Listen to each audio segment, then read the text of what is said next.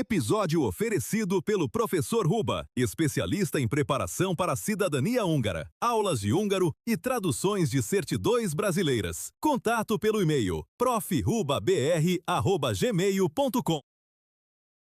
Imagina o seguinte, você está numa das avenidas mais bonitas da Europa, desce uma escadaria charmosa, meio arte nouveau, e de repente não está mais numa estação de metrô comum. Você entrou numa cápsula do tempo. Exatamente.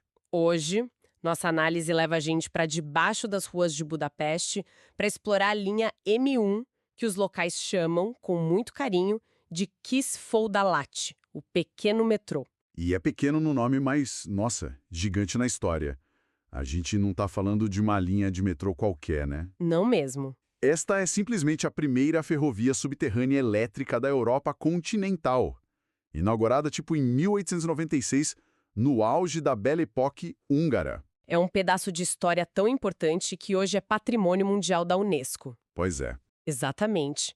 E para guiar a gente nessa viagem, temos em mãos um mapa detalhado da linha que mostra todo o percurso dela por baixo da famosa Avenida Andrássy. E também um artigo enciclopédico bem completo que conta toda a saga dessa linha, sabe? Desde a ideia inicial até os planos para o futuro. Planos um tanto incertos, né? Pois é, a gente chega lá. Então a nossa missão aqui é desvendar os segredos por trás dessa obra, como é que eles construíram isso em tempo recorde, que tipo de tecnologia revolucionária eles usaram para a época. E principalmente como é que essa relíquia de mais de 125 anos continua sendo uma parte tão essencial e viva de Budapeste hoje em dia. Certo, vamos mergulhar nisso. Vamos lá. Porque a história por trás dessa linha é realmente fascinante. Para a gente entender a M1, a gente precisa voltar para o final do século XIX. Budapeste não era uma cidade qualquer, era uma metrópole pulsante, sabe? Rivalizava com Viena, com Paris. Com certeza. E a joia da coroa era a recém-construída Avenida Andrássy, cheia de palacetes, teatros, um luxo.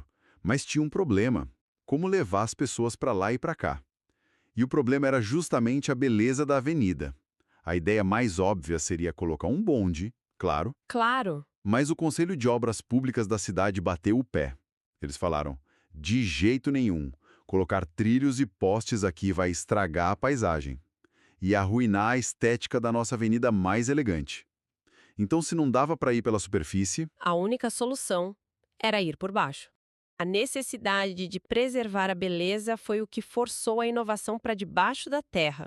Mas de quem foi essa ideia? Alguém simplesmente acordou um dia e disse, vamos cavar? a ideia veio de um visionário chamado Balázs Moore.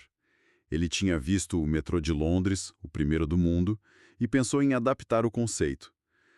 Mas o que é fascinante aqui é o catalisador de tudo, a urgência. A urgência. Sim. Por quê? Budapeste estava se preparando para a Exposição Milenar de 1896, uma festa gigantesca para comemorar os 1000 anos da chegada dos húngaros à região.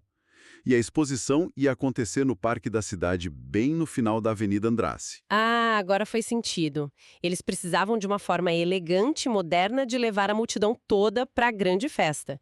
Então o metrô não era só uma solução de transporte. Não era uma vitrine para o mundo, virou uma questão de orgulho nacional. Entendi.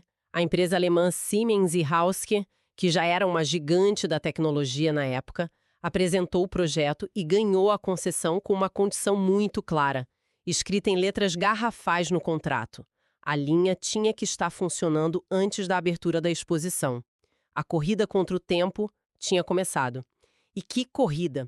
Os números são absurdos. São. A construção toda levou apenas 21 meses. 21 meses para cavar mais de 3 quilômetros de túnel e construir 11 estações debaixo da avenida mais movimentada da cidade. Como isso é possível? Então, o mais curioso é como eles conseguiram essa velocidade. A gente imagina uma obra de prestígio, super sofisticada, mas o método foi quase bruto, sabe? O chamado cut and cover. Cavar e cobrir. Isso. Basicamente, eles rasgaram a avenida mais chique da cidade ao meio, abriram uma vala enorme, construíram a estrutura do túnel com vigas de aço e concreto e depois fecharam tudo de novo. Espera aí. Quer dizer que eles literalmente abriram um canteiro de obras a céu aberto no meio das Champs-Élysées de Budapeste. O barulho, a poeira, Imagino que os moradores dos palacetes não ficaram muito felizes, não. com certeza não. Mas era o único jeito de ser tão rápido.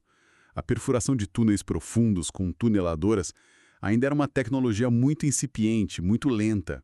E eles tinham outra limitação. Qual? Havia um grande coletor de esgoto principal correndo por baixo da avenida. Então eles não podiam cavar muito fundo. É por isso que o túnel é tão raso e tem aquela altura interna baixinha, de só 2,65 metros. Foi uma solução super pragmática. Essa baixa altura é uma das registradas da linha até hoje, né? Os trens são quase miniaturas. Mas mesmo com essa abordagem bruta na engenharia, eles não abriram mão da elegância. E aí é que entra a parte artística do projeto. Com certeza. Eles sabiam que essa linha precisava ter o mesmo nível de sofisticação da avenida lá de cima. As paredes das estações foram todas revestidas com azulejos marrons e brancos da famosa fábrica Zolnay. Nossa, Zone, que era o suprassumo da cerâmica húngara. Exato. As colunas de sustentação eram de ferro fundido, todas ornamentadas, e as entradas originais na superfície não eram só um buraco no chão, eram pavilhões lindos, de ferro e vidro no estilo Art Nouveau. Ou seja, não era sobre chegar do ponto A ao B. A experiência toda era para ser grandiosa. Eles não estavam só construindo transporte, estavam construindo um monumento subterrâneo. Isso. E um monumento precisa de uma inauguração à altura, né? A deles foi espetacular, em 2 de maio de 1896. E o convidado de honra, ninguém menos que o imperador Francisco José. O mesmo da Sissi? Ele mesmo. Mas o que realmente coloca essa linha na história da tecnologia não foi a festa. Foi o que movia os trens. É aqui que a história fica realmente interessante, não é? Porque Londres já tinha um metrô, mas tinha um pequeno problema. Um problema de fumaça. O metrô de Londres começou com locomotivas a vapor. Imagina a fuligem lá embaixo. Nossa! A grande sacada de Budapeste, a inovação que chocou o mundo, foi que esta era a primeira ferrovia subterrânea elétrica da Europa continental. Os trens eram movidos por cabos aéreos dentro do túnel. Isso era tecnologia de ponta, era o futuro. E os próprios trens eram tão elegantes quanto as estações. Era uma atração à parte. A frota inicial tinha 20 vagões, alguns com carroceria de madeira pintados de marrom e outros, mais modernos, de aço, pintados de amarelo. Mas o destaque era o vagão de número 20. Esse era especial.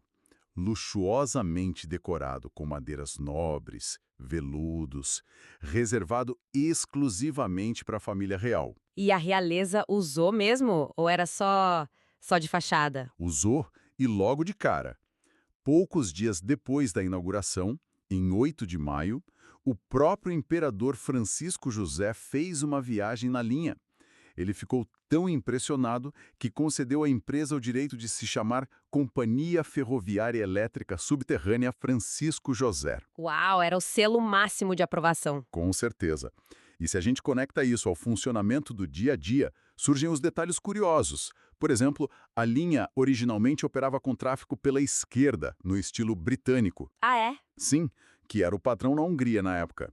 O trajeto original tinha 3,7 quilômetros, com 9 estações subterrâneas e 2 na superfície, já dentro do parque da cidade. E eu li nas fontes sobre uma pequena joia da engenharia escondida nesse trecho da superfície.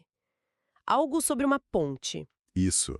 Uma pequena ponte de pedestres foi construída para passar por cima dos trilhos na superfície.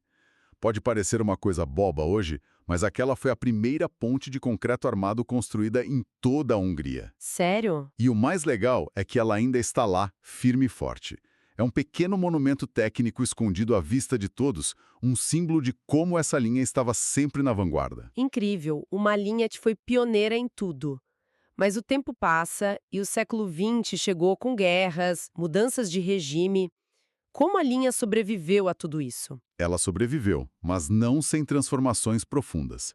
O grande marco foi a reforma de 1973. Budapeste estava crescendo e a linha precisava acompanhar. Ela foi estendida até o terminal atual, na estação Mexikói út. E essa extensão não foi só um puxadinho, né? De jeito nenhum. Ela mudou a natureza da linha. O antigo trecho de superfície dentro do parque da cidade Aquele com a ponte histórica foi desativado. A linha, agora com 4,4 quilômetros, passou a ser inteiramente subterrânea. Então eles sacrificaram um pouco do charme original em nome da praticidade. E teve outra mudança fundamental nessa época, não foi? Algo sobre o sentido dos trens? Isso mesmo. Foi em 1973 que eles finalmente inverteram o sentido do tráfego.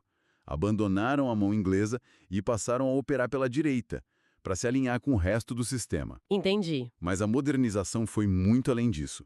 Instalaram um novo sistema de sinalização automática que era super avançado. Ele permitia que os trens circulassem com intervalos de tipo 1 minuto e 45 segundos. Nossa, uma frequência impressionante. E os trens? Foi aí que surgiram os icônicos trens amarelos que rodam até hoje. Exatamente.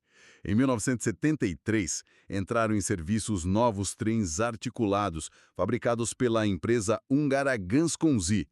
E o mais incrível é que, claro, com várias modernizações e reformas, são essencialmente os mesmos veículos que transportam os passageiros hoje.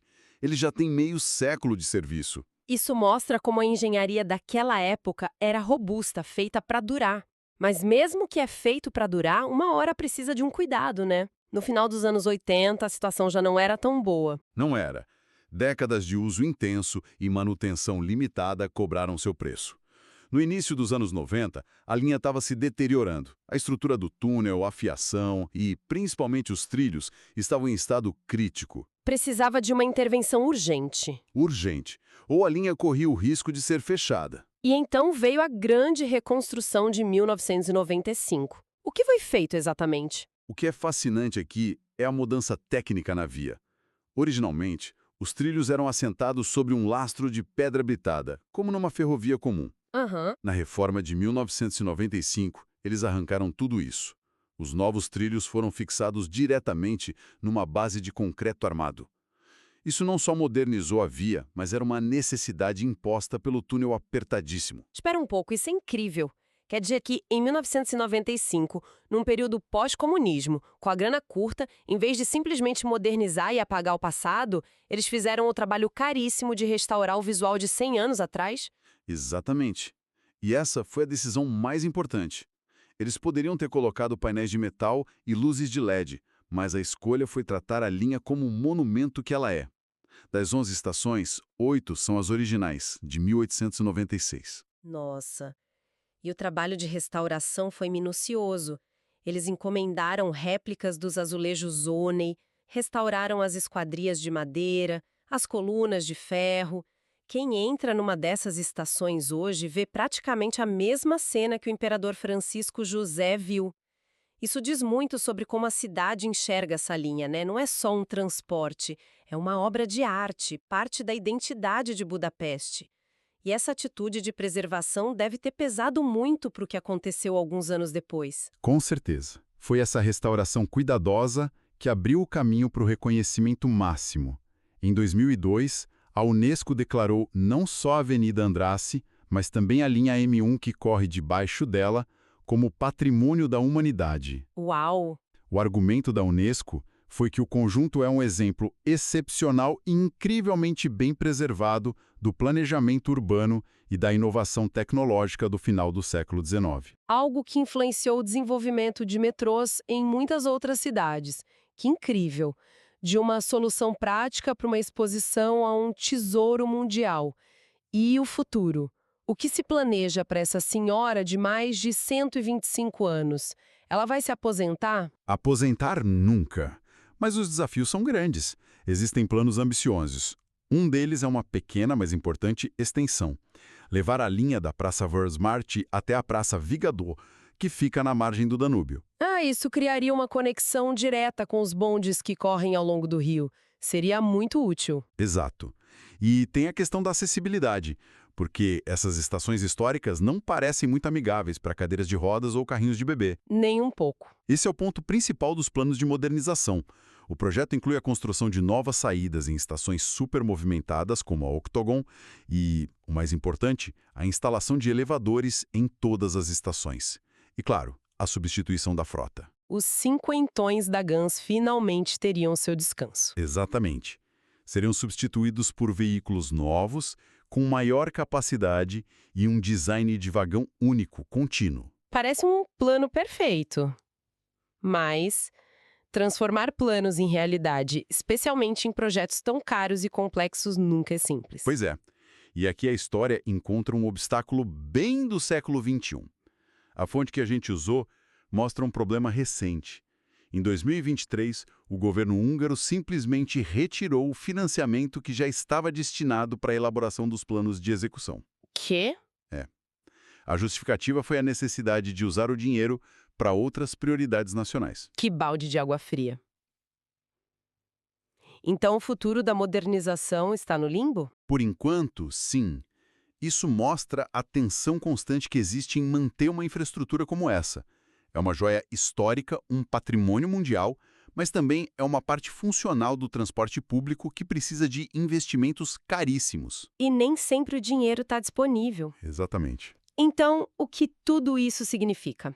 Depois de analisar toda essa história, fica claro que a linha M1 de Budapeste é muito mais do que um metrô. É um símbolo da ambição e do otimismo de uma era. Foi uma pioneira tecnológica que mostrou o caminho para o transporte urbano na Europa e hoje é uma peça de museu viva, uma máquina do tempo que continua funcionando. Exato. E isso me faz pensar numa coisa. Hoje, quando a gente discute transporte público, as palavras-chave são sempre velocidade, eficiência, automação. Tecnologia é isso. A M1 nos força a adicionar outra dimensão à conversa. Como a infraestrutura de uma cidade pode ser também uma parte fundamental, bonita e duradoura da sua identidade cultural. Uma boa pergunta. A pergunta que fica no ar é: será que algum dos projetos de metrô ou VLT que estamos construindo hoje, com seus designs funcionais e materiais padronizados, será celebrado como um tesouro da humanidade daqui a 100 anos?